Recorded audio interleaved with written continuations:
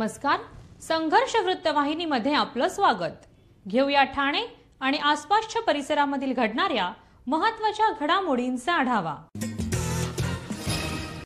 Thane railway स्थानकातील फलाट क्रमांक 2, 3 आणि 4 ची लांबी वाढवण्यात आल्याने 15 डब्यांची लोकल थांबवण्याचा मार्ग मोकळा झाला आहे। फलाटांवर जास्तीत जास्त एक्सेलेटर बसवण्याचं काम तेजीत सुरू आहे।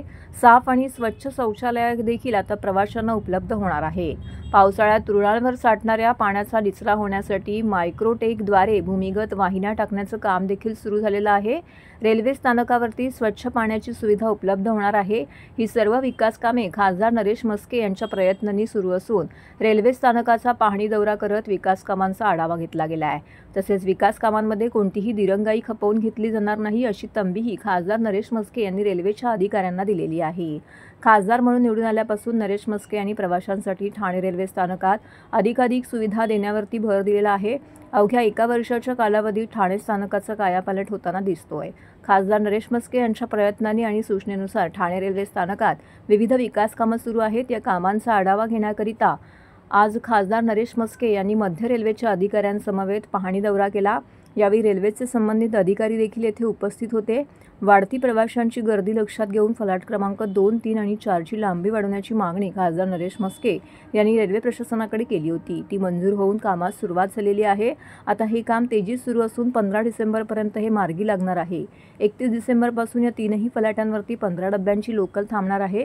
लांबी वाढवल्याने 3 अतिरिक्त डब्यातून ठाणेकरांना सुखकारक आणि आनंददायी प्रवास करता येणार असल्याचं खासदार नरेश म्हस्के यांनी सांगितलंय। गेले कित्येक वर्षापासूनची मागणी होती की ठाणा स्टेशनवर प्रवाशांची संख्या दिवसेंदिवस वाढते, त्यामुळे लोकल ज्या 12 डब्याच्या आहेत त्या 15 डब्याच्या लोकल त्या ठिकाणी थांबल्या पाहिजेत।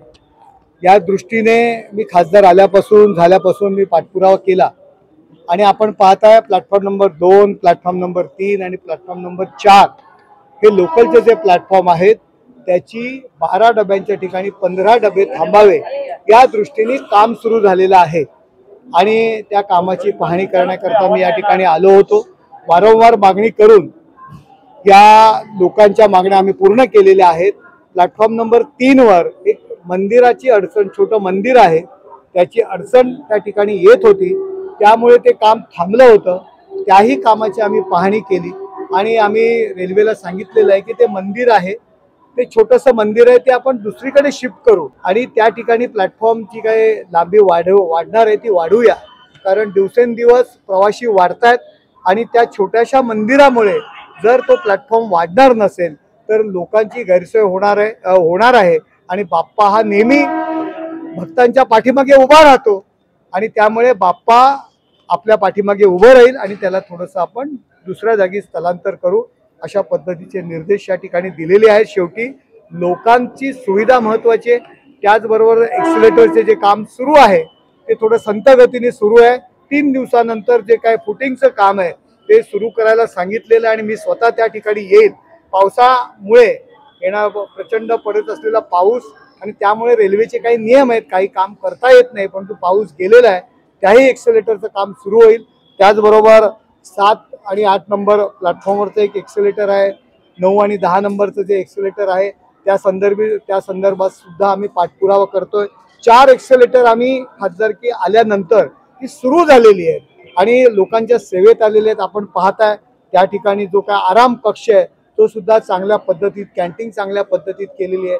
बाथरूमची अवस्था सुद्धा चांगली आहे, यापूर्वी बाथरूमच नव्हती, परंतु अर्थात काही वेळा त्या ठिकाणी दुर्गंधी होत असते। रेल्वे प्रशासनाने डीमार्टला 2 बाथरूम दिलेली आहेत, डीमार्टने आतापर्यंत काही काम सुरू केलेलं नाहीये, त्याचा सुद्धा पाठपुरावा करतो। आजच आम्ही तशा पद्धतीत अधिकाऱ्यांशी बोलणार आहोत। डीमार्ट जर काम करत नसेल तर ते काम रेल्वे प्रशासनाने दुसऱ्या एजन्सीला कडनं करून घ्यावं, हे सुद्धा निर्देश या ठिकाणी दिलेले आहेत।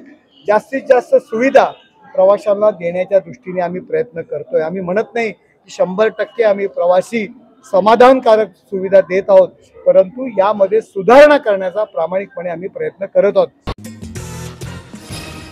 सर्व नागरिकांना आवाहन करण्यात येत आहे की सध्या डासांमार्फत पसरणाऱ्या डेंग्यू या आजाराचा प्रसार रोखण्यासाठी प्रत्येकाने पुढील प्रमाणे कार्यवाही करावी। डेंग्यू आजार एडिस इजिप्ती हा डास चावल्याने होतो। या डासांची पैदास साचलेल्या किंवा साचवलेल्या स्वच्छ पाण्यामध्ये होते. 8 दिवसांपेक्षा जास्त दिवस पाणी उघडे व साचून राहिल्यास त्यात डास अंडी घालतात. अंड्यांच्या अळ्या तयार होऊन पुढे डास तयार होतात. यासाठी आपल्या घरातील पाणी साठे, उदाहरणार्थ बॅरल्स, पिंपे, टाक्या, हौद, रांजणे इत्यादी दर आठवड्याला रिकामे करून घासून पुसून कोरडे करून पुन्हा भरावे. 1 दिवस कोरडा दिवस म्हणून पाळावा. पाणी साठ्यांना घट्ट झाकणे बसवावीत किंवा जुनी साडी, चादर, धोतर यांनी बांधून झाकून ठेवावीत, म्हणजे डास त्यात जाऊन अंडी घालणार नाहीत.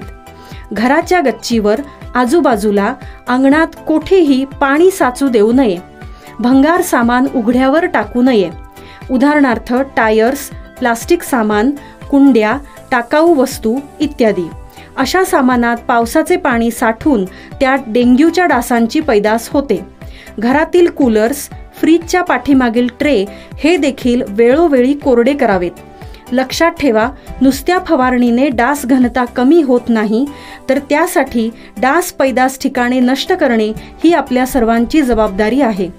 कोणताही ताप अंगावर न काढता जवळच्या शासकीय रुग्णालयात मोफत औषधोपचार घ्या.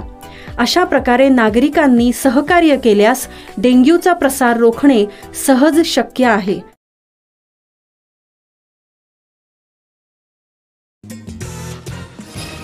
श्री साईनाथ सेवा समितीचे संस्थापक अध्यक्ष माजी नगरसेवक स्वर्गीय बळीराम नईबागकर यांच्या पवित्र स्मृतीस अभिवादन करत सदर कार्यक्रम पुढे नेत साईनाथ सेवा समितीचे प्रमुख सल्लागार आमदार संजय केळकर यांच्या प्रमुख मार्गदर्शनाखाली अध्यक्ष मंगेश बळीराम नईबागकर यांच्या अध्यक्षतेखाली साईनाथ सेवा समितीचे सर्व पदाधिकारी कमिटीच्या योग्य नियोजनाखाली सदर उत्सवाचं आयोजन करण्यात आलेलं आहे. सदर नियोजनाचे आमदार संजय केळकर, अध्यक्ष मंगेश नईबागकर यांनी पाहणी केली. या सर्व नागरिकांनी या महोत्सवाला भेट द्यावी असं आवाहन देखील करण्यात आलेलं आहे. 39व्या वर्धापन दिनानिमित्त या ठिकाणी विविध धार्मिक कार्यक्रमांचं आयोजन करण्यात आलेलं आहे. परमपूज्य रत्नाकर महाराज उर्फ योगानंदाचार्य स्वामी बदलापूर यांच्या आशीर्वादाने या ठिकाणी 12 तारखेपासूनच सकाळी श्री लक्ष्मीनारायण यज्ञयाग आयोजित केला आहे. पूर्णाहुती असणार आहे. तसेच इतर कार्यक्रम देखील इथे होणार आहेत. त्याचबरोबर लाडू वाटप, यज्ञ समाप्ती, पूर्णाहुती असे 2-3 दिवसीय कार्यक्रम या ठिकाणी संपन्न होणार आहे. तिसऱ्या दिवशी पादुकांची भव्य मिरवणूक देखील त्यातून काढण्यात येणार आहे. गायन, भजन, कीर्तन अशा विविध धार्मिक कार्यक्रमांनी हा उत्सव येथे साजरा होणार आहे. तर अहोरात्र हे मंदिर भाविकांसाठी खुलं राहणार आहे.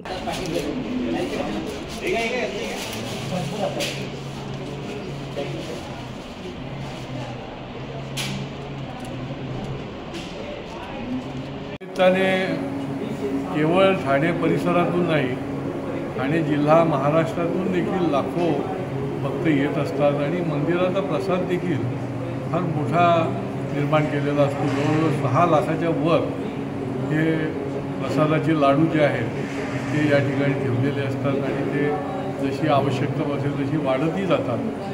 मला आठवते की इतकी प्रचंड गर्दी साई मंदिरामध्ये होते. इतर वर्षभर तर होते, परंतु विशेषतः हा जो वर्धापन दिन आहे यावेळेला 12, 13, 14 पालखी असते, निरनिराळी भजन, कीर्तन, समाजोपयोगी अशा प्रकारचे उपक्रम असे मोठ्या प्रमाणामध्ये या ठिकाणी साजरे केले जातात आणि त्याच्यामुळे आपणही यावर्षीच्या या वर्धापन दिनाच्या निमित्ताने आपण अवश्य या भक्तीचा प्रसाद घेण्याकरता आणि श्रद्धा आणि सबुरीचा मंत्र घेण्याकरता आपण देखील या.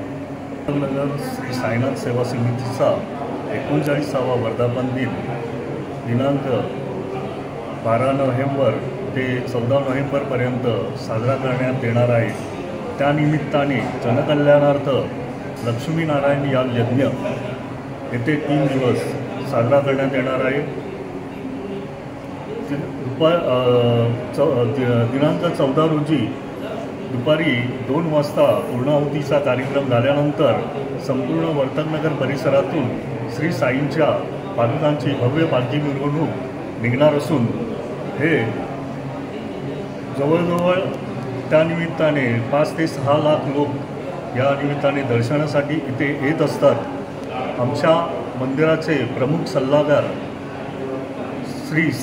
आमदार श्री संजयजी केळकर साहेब यांच्या मार्गदर्शनाखाली संपूर्ण कार्यक्रम हा केला जातो। वर्धापनाच्या निमित्ताने संपूर्ण वर्तकनगर परिसरामध्ये विद्युत रोषणाई केलेली आहे। वर्तकनगरच्या प्रवेशद्वारावरती मोठा भव्य प्रवेशद्वार तयार करण्यात आलेला आहे। तसेच मंदिराच्या आवारामध्ये राजमहलचे स्वरूप आणण्यात आलेले आहे। अशा प्रकारे इथे देखावा निर्माण केलेला आहे। तसेच जवळजवळ प्रसादरूपी 6 लाख लाडू इथे बनवण्यात आलेले आहेत। तरी सर्व साई भक्तांनी आणि भाविकांनी इथे येऊन दर्शनाचा आणि प्रसादाचा लाभ घ्यावा ही विनंती। ठाणे महानगरपालिकेच्या सन 2025मध्ये होणाऱ्या सार्वत्रिक निवडणुकीसाठी अनुसूचित जाती, अनुसूचित जमाती, नागरिकांचा मागास प्रवर्ग, सर्वसाधारण महिला यांच्यासाठी आरक्षण निश्चित करण्याकरिता सोडत काढणे तसेच आरक्षणाचे प्रारूप प्रसिद्ध करण्यासाठी कार्यक्रम जाहीर करण्यात आला आहे। ठाणे महानगरपालिकेच्या राम गणेश गडकरी रंगायतन येथे उद्या आरक्षण सोडत होणार आहे। ठाणे महानगरपालिकेत एकूण 33 प्रभाग आहेत। त्यापैकी 32 प्रभाग हे 4 सदस्यीय असून 1 प्रभाग 3 सदस्यीय आहेत। या 33 प्रभागामधून एकूण 131 सदस्य निवडले जाणार आहेत। या 131 पैकी अनुसूचित जातींसाठी 9 जागा, अनुसूचित जमातींसाठी 3 जागा, नागरिकांचा मागासवर्ग प्रवर्गासाठी 35 जागा आणि सर्वसाधारण प्रवर्गासाठी 84 जागा आहेत। एकूण 131 जागांपैकी महिलांसाठी 66 जागा आरक्षित आहेत। त्यापैकी अनुसूचित जातींच्या 5 जागा, अनुसूचित जमातींच्या 2, नागरिकांचा मागास प्रवर्गातील 18 जागा आणि सर्वसाधारण प्रवर्गातील 41 जागा महिलांसाठी राखीव आहेत। गायमुख घाटाचे पुनर्पृष्टीकरण, घोडबंदर सेवा रस्ते जोडणी, अमृत जलवाहिनी टाकणे आणि महावितरणाच्या वाहिन्यांचे स्थलांतरण ही सर्व कामं पूर्ण होऊन नवीन वर्षात जानेवारी 2026मध्ये घोडबंदर रस्ता पूर्णपणे वाहतूक कोंडी मुक्त होईल असं प्रतिपादन परिवहन मंत्री प्रताप सरनाईक यांनी एका बैठकीदरम्यान केले। परिवहन मंत्री प्रताप सरनाईक यांच्या अध्यक्षतेखाली ठाणे महानगरपालिका क्षेत्रातील विविध विकास कामांसंदर्भात आढावा बैठक आयोजित करण्यात आली होती। ठाणे महानगरपालिकेतील मुख्यालयातील कैलासवासी अरविंद पेंडसे सभागृहात झालेल्या या बैठकीस महापालिका आयुक्त सौरभ राव, MMRDA महानगर आयुक्त आस्तिक कुमार पांडे, अतिरिक्त आयुक्त प्रशांत रोडे, पोलीस उपायुक्त पंकज शिरसाट, नगर अभियंता प्रशांत सोनागरा यांच्यासह महापालिका, MMRDA, मेट्रो, सार्वजनिक बांधकाम विभाग, जिल्हाधिकारी म्हाडा इत्यादी विभागाचे अधिकारी येथे उपस्थित होते। घोडबंदर रोडवरील विविध विकास कामांसंदर्भात किंवा समस्यांसंदर्भात जस्टिस फॉर घोडबंदर रोडच्या प्रतिनिधींनी या बैठकीमध्ये सादरीकरण केले। त्यांचा आढावा घेतल्यानंतर परिवहन मंत्री प्रताप सरनाईक यांनी MMRDA, महापालिका, मेट्रो आणि सार्वजनिक बांधकाम विभाग यांच्याकडून रस्त्यावरील कामांच्या स्थितीची माहिती घेतली। गायमुख घाटातील ठाणे महापालिका हद्दीतील रस्त्यांच्या पुनर्पृष्टीकरणाचं काम वाहतूक पोलिसांशी समन्वय साधून केलं जाणार आहे।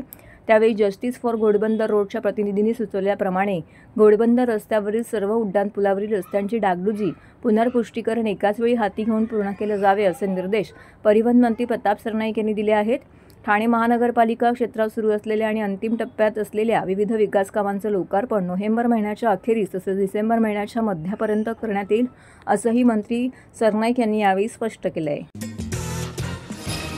ठाणे जिल्ह्यातील रक्तपेढ्यांमध्ये फक्त 5 दिवस पुरेल एवढाच रक्तसाठा शिल्लक आहे। ही गंभीर बाब कळताच ठाण्यातील रक्ताच्या तुटवड्यावरती इलाज करण्यासाठी मनसेच्या वतीने भव्य रक्तदान शिबिराचं आयोजन करून रक्तदानाचा महाकुंभ मेळा भरवला गेला। या शिबिरामध्ये तब्बल 465 बाटल्या रक्त संकलन करण्यात आले। मनसे ठाणे पालिकेचे कळवा रुग्णालय तसेच सिव्हिल हॉस्पिटलच्या माध्यमातून या शिबिराचं आयोजन करण्यात आलं होतं। ठाणे जिल्ह्यातील गेल्या काही दिवसांपासून रुग्णांना लागणाऱ्या रक्ताचा तुटवडा भासू लागला होता। त्यामुळे आरोग्य यंत्रणेवरती कमालीचा ताण पडत होता। दरम्यान मुबलक रक्तसाठा उपलब्ध नसल्याने रुग्णांना लागणाऱ्या रक्तासाठी नातेवाईकांना इतरत्र धावाधाव करावी लागत होती। रक्तासाठी नागरिकांची धावपळ लक्षात घेता तसेच याबाबत मनसेला माहिती मिळताच मनसेचे नेते अविनाश जाधव यांनी तातडीने रक्तदान शिबिराचं आयोजन केलं होतं। त्यामध्ये 465 बाटल्यांचं रक्त संकलन झालेलं आहे। या शिबिराला मनसैनिकांनी तसेच महाविद्यालयीन तरुण यांनी रक्तदात्यांनी जोरदार असा प्रतिसाद दिलेला आहे। ठाण्यातील 2-3 दिवसापूर्वी ठाण्यातल्या सर्व न्यूजपेपरमध्ये एक बातमी आली होती की ठाण्यामध्ये 4-5 दिवस पुरेल एवढंच रक्तसाठा आहे। सो एक ठाणेकर म्हणून, एक जागरूक ठाणेकर म्हणून आमची एक जबाबदारी होती, म्हणून आज आम्ही ठाण्यामध्ये लगेच ताबडतोब रक्तदान शिबिर आयोजित केलं होतं। सकाळपासून जवळजवळ 500 रक्ताच्या बाटल्या ह्या ठाणेकरांनी जमा केलेल्या आहेत आणि अजून जवळजवळ 3-3.5 तास हा कार्यक्रम सुरू राहील। सो आमचा अंदाज आहे 1000 रक्ताच्या ठाणेकरांच्या सेवेत मी अजूनही सांगतो की ठाण्यात रक्ताचा साठा कमी आहे, तर पक्षभेद बाजूला ठेवून सर्व पक्षांनी रक्तदानाचा कार्यक्रम आयोजित केला गेला पाहिजे आणि ठाण्याला रक्ताचा तुटवडा कधी भासू नये अशी वेळ आणली पाहिजे असं मला वाटतंय. मला वाटतं की हे तर अतिशय वाईट आहे, कारण तुम्ही पर्सनल लाईफमध्ये पण आता इंटरफेअर करायला लागलेले आहेत. ड्रोन मास्तुरीच्या आजूबाजूला जर फिरवत असाल तर ही धोक्याची घंटा आहे. सरकारने याच्याकडे लक्ष द्यावे, गृह खात्याने यांच्याकडे लक्ष द्यावे. आता यात पण म्हणू नका की नाही मुसलमानांनी ते ड्रोन उडवले, आपल्याकडे काय भरोसा नाही. कालची मुख्यमंत्र्यांची जी स्टेटमेंट आहे की वर्क बोर्डाची जमीन दुसऱ्या कोणाच्या घशात, अरे काय प्रत्येक गोष्टीला तुम्ही जातीय रंग देताय, सो ते योग्य नाही आहे. आणि आम्ही जे काही मातोश्रीच्या बाबतीमध्ये चालू आहे त्याचा निषेध व्यक्त करतो आणि त्याची तात्काळ चौकशी व्हावी अशी आमची मागणी. या सगळ्या राजकीय लोकांवर विविध प्रकारचा दबाव टाकला जातोय, प्रकरणं बाहेर काढली जातात आणि त्यातून हे प्रवेश होत आहेत.